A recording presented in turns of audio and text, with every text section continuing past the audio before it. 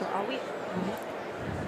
Welcome back to the PowerUp Live Podcast Stage presented by KeyBank Capital Markets in partnership with Suncast Media.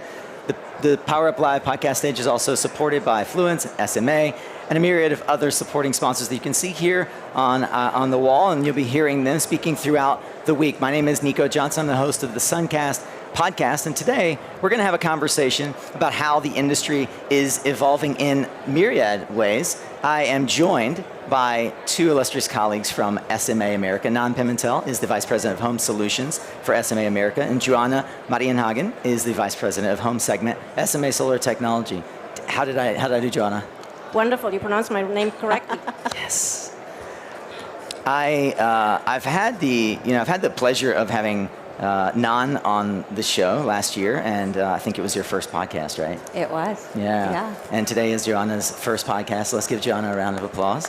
Thank you. Thank you all for joining us here live. It really is so amazing when we get a live audience. Not something that we get the pleasure to have. I mean, podcasting can often be a very lonely sport because we're speaking into the void, and it's a wonderful thing when you get a chance to finally interact with folks on the show floor. I know that's the same for you all because it's so many Zoom calls, so many emails, and you get on the show at the show hall and you get to see folks in person. How's the last 24, 36 hours been for you, Nan? It's been mayhem. I mean, Vegas adds craziness to a show because they design casinos to purposely get you lost. Oh, yes. Right? And so this show floor, multiple floors, multiple meeting spaces, it takes about 30 minutes to find where you're going. And so, but it's been great. It's been a large crowd, a lot of energy. Yeah. We had our I Love the Sun campaign yesterday, Yes. and it was just well attended and a lot of fun. Yeah.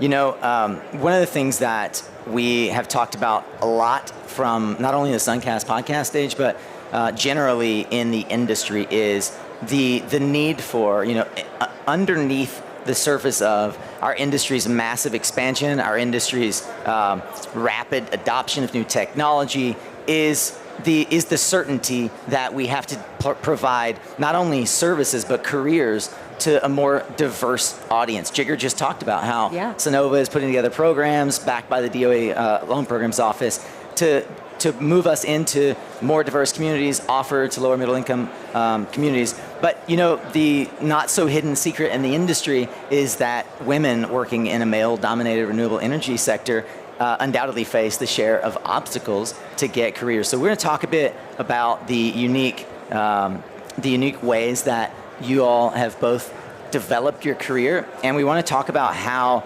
others who not only could aspire to elevate their career to an executive level in the industry, but could look to companies like SMA and better see kind of how things can develop in a career where we really do want an industry that offers leadership opportunities, not just participation, not just traditional roles for different gender roles or different sort of stereotypes. Yeah. Nan, I'd love if you could give us a little bit of a taste of your own personal journey. Can you talk about being a senior leader in the solar industry and the growth path that took you to being responsible for the home segment for SMA here in the Americas? Yeah, I can absolutely do so. And I think to start, I'd like to go back to the start of my career in solar. Yeah. I came from a background of corporate finance operations for big telecom. I worked for Ericsson and British Telecom. And when I got recruited into Solar Frontier, it was interesting because they didn't have an office. It was literally a recruiter that was scouting me out. And he was telling me that there's a stealth company trying to come in to start a U.S. office. Yeah. And they wanted me to go to launch operations with my finance and operational goal. It was terrifying. Yeah. Because at the time I was in my late 20s. And I had never worked in solar. I didn't know industry. I knew telecom. Yeah. So at that moment in time, it was very pivotal because I was terrified, but I wanted it. Yeah. And I jumped for it. Yeah. And with that, it led me to really put myself out there, outside of my comfort zone.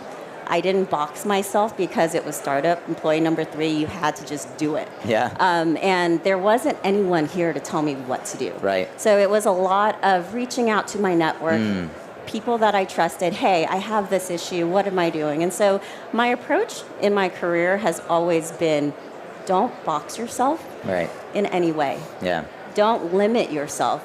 Women typically will go through a job description and will go, gee, I'm missing a few, so therefore I don't qualify. Yeah. Right? And I would challenge people to not do that because it's about your grit, your tenacity, your ability to learn, and just your confidence in yourself. Is there a moment that you can look back to and think, wow, that was really a pivotal or a catalytic moment where I was at a crossroads and I made a decision that changed the trajectory of my career? Yeah, absolutely. It's funny because it ties into my husband, who I met at Solar Frontier. He was head of sales. I was operations.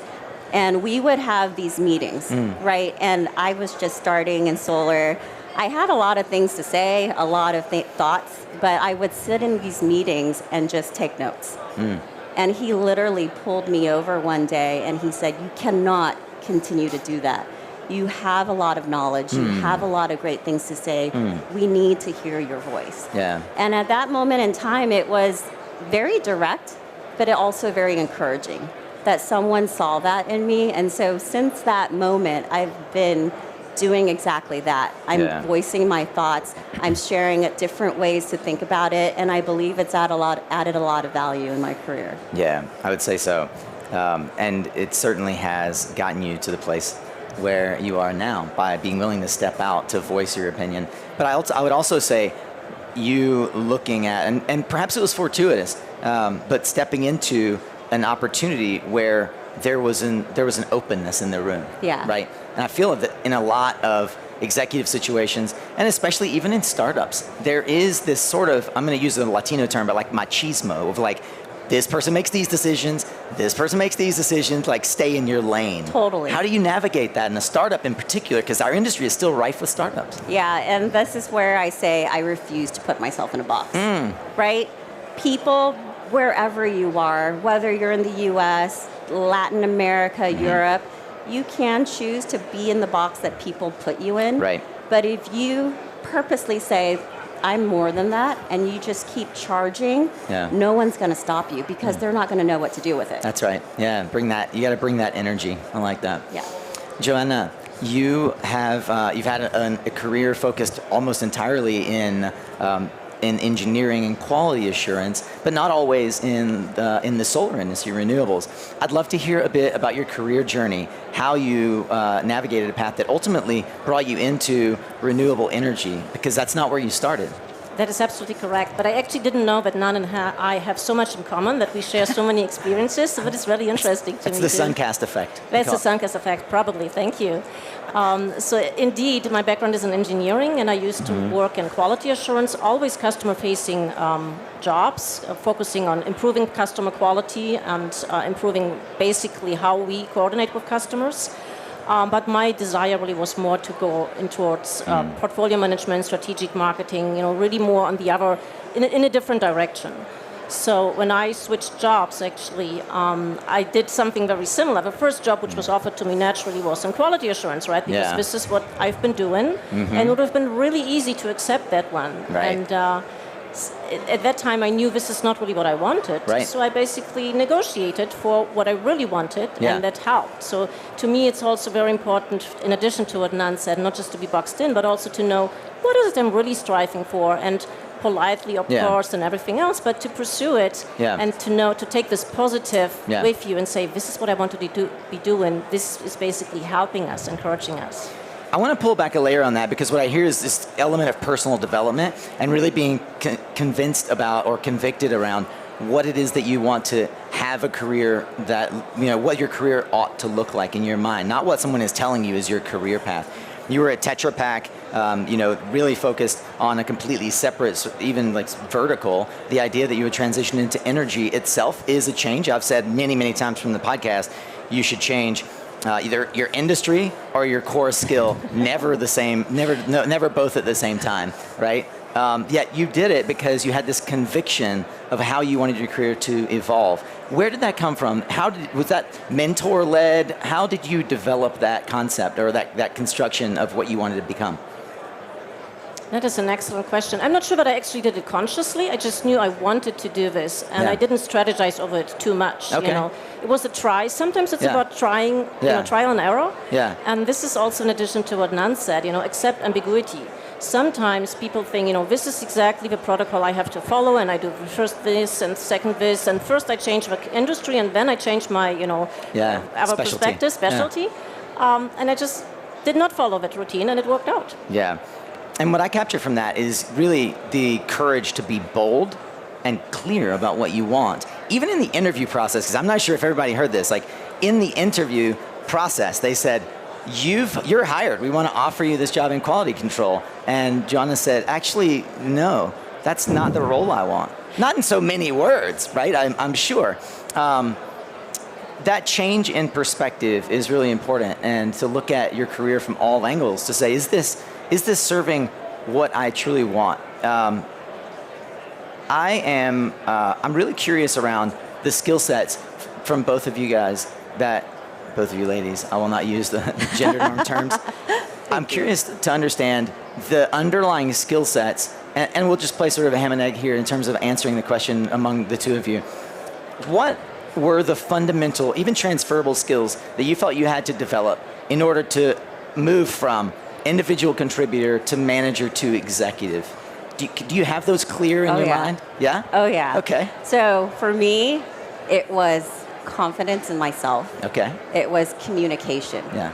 Communicating is everything, and really taking the time to develop a way to communicate that resonates with your audience. Yeah. So your vocal box is your most important tool, and oftentimes when people are in a big room such as this, they get really nervous. And I am a complete introvert. I raised in a very traditional Asian household. Never know it. Right, where you're taught to be a very demure person. Yeah. Women should be demure. They should be kind. They should kind of not be loud and strong. And so that was my initial upbringing. And then I had this awakening in me probably around the high school years when my hormones were in like full charge, right? And I was like, I'm not going to be that person. Right. So for me, it was really about learning how to communicate in a way that didn't make me feel small, and then just going for it and making sure that I'm addressing my audience, whether it's an executive team of men, whether it's other women. And then also, it's something that I'm passionate about, and I encourage other women around me to do. So I always say, build your own brand. Right. Yes. Right? Like, who are you as a person? That's right. It doesn't have it, and be genuine about it. Yeah. And really focus on who you want to be, and just go for it. Yeah. I love that you, speaking of, are more on brand for Suncast than I am today with your black and yellow. Thank It's you. wonderful. I concur. I tell everyone specifically. So I just want to tag onto this. It's super important. People think that personal brand building is for the CEO, or personal brand building is for, guys like Nico or gals that have left their job that are trying to stand out in the consulting world. Wrong. Personal brand is something that each individual needs to create and curate for themselves. And what we all know to be true, especially in the commercial side, is that customers don't buy brands, they buy people. You work with people you know, like, and trust. If you can build your own personal brand, not only is it portable, which gives you staying power, and that's something that you've been able to cultivate, right? It's this, you can create this leverage in your career by having a brand that becomes valuable to the company you work for. Right. Because that brand itself provides not only value to the company, but it ascribes value to you as an individual. I remember very specifically when I started Suncast, it was very much intentional that I was kind of tired of telling people I'm Nico at Trina or I'm Nico at Conergy. Right. I wanted to be known for Nico who has an opinion about things and how the industry is growing and how to develop a career in the industry. And I think that's a really key point, is that each individual has to take ownership for what you bring to the industry and how you personally are contributing to the energy transition. Joanna, you've had a chance to develop an illustrious career. You've been at SMA for a decade. You have so much leadership in terms of bringing new products to market. what were some of the skills that were both core to what you now look back and reflect helped you get where you are, but also things that you realized you had to add in order to get to the executive level? Mm-hmm. So this is an excellent question. What are some of the things? Basically, I think what's very important is to, especially in the solar industry, to be flexible, because we know that our industry is not as predictable as some others are. So it's very great, as you just say, have a trajectory, but how do I deviate from that, and how do I still can be successful in certain ways, one way or the other? So flexibility, and the second one is curiosity. It's very good to know technical solutions or any kind of aspects, but remain curious about what's happening out there. And really, there's so much going on right now with artificial intelligence, with some other new developments. This will propel us forward, and it's important to keep this open-mindedness. And this is actually very important. I have an engineering background, so some of that really comes naturally. Yeah. But it also is very important for our industry and also for advancing in it. Yeah. So I would say these are the most important ones. Nan, you lead the residential segment. You've worked across the gamut, utility down to home solutions. What have you experienced working with the home solution specifically that has shaped how you think about doing business? Well, I always say I found my way home, right? So I started my career in large scale, and large scale is amazing, but it's very numbers driven. It's about your LCOE. It's about making numbers work and who your investors are. It's not very personal. Yeah. And then you move down to C&I, and it's similar to large scale, a little bit like home, but not really. Home is just its own animal because there's a uniqueness to every single person's home, but at the same time, there are similarities where you're developing a product that resonates with your own personal life. Yeah. So you put yourself in the position of the customer as if I were to develop product, and would it be something that I would personally adopt? Yeah. And so it's really focusing on how to make people more comfortable, more safe, more secure, and it's just at such a personal level that it is so rewarding. Yeah. And I love the home team. There's a bunch of them right out there. And it's just, we are passionate about what we do because we will influence lives. Yeah.